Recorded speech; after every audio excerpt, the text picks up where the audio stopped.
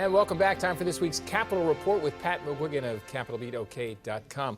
Pat, the Ten Commandments Monument has been moved from the state capitol now to the offices of the Oklahoma Council of Public Affairs. What are your thoughts on that? Well, the U.S. Constitution permits religious expression in the public square.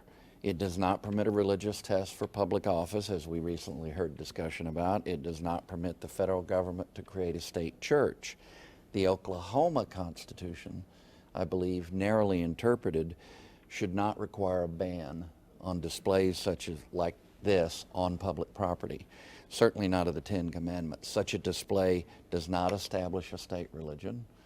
It recognizes the central place of what the old-timers call the Decalogue, you know, the 10 laws in American law. It's absolutely central to the emergence of our legal system and its roots in British law.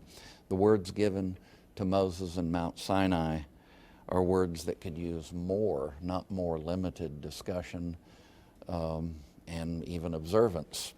So I was disappointed in the state Supreme Court decision as an original matter.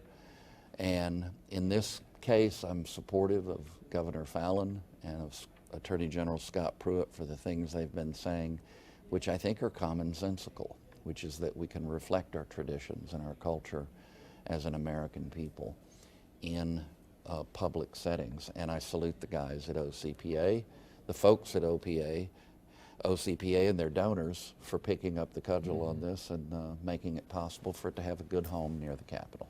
And it may be back. We'll see. Yeah. All right. Now, on the national level, the U.S. Supreme Court turned down some cases touching Oklahoma, but it also accepted 3 that are of great interest to those in Indian country. Some quick reflections. Yeah, this is pretty interesting. It's the first time since 2010. It's not necessarily front page stuff, but it might be later when they decide, because first time since 2010, the court has taken up more than one case touching Indian country. That's the first thing. They had a pretty good run for many years in the early 2000s. The last few years, since Justice Roberts became the chief, not so much.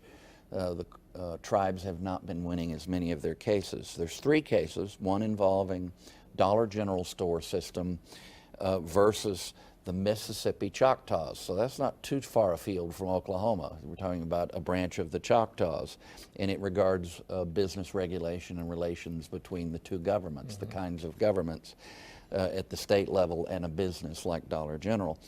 The second one is the Menominee tribe of Wisconsin. I have people in the Upper Peninsula of Michigan, so I'm always interested in the Menominee. They're fighting federal government levies in contract support. It's kind of esoteric sounding, but it's the costs involved in the feds administering law or contract agreements with the tribes. That could have some implications. Finally, there's a case in Nebraska involving the Omaha tribe that will be of great interest here because it regards the limits of sovereignty vis-a-vis local jurisdictions. Now, why is this of interest? Well, in Oklahoma, anything involving the Indian tribes and the nations are of great interest to all of us across the board in Oklahoma. So stay tuned. We'll see what happens. You can read more about these and other topics at CapitolBeatOK.com. For Pat McGuigan, I'm Alex Cameron. Have a great day.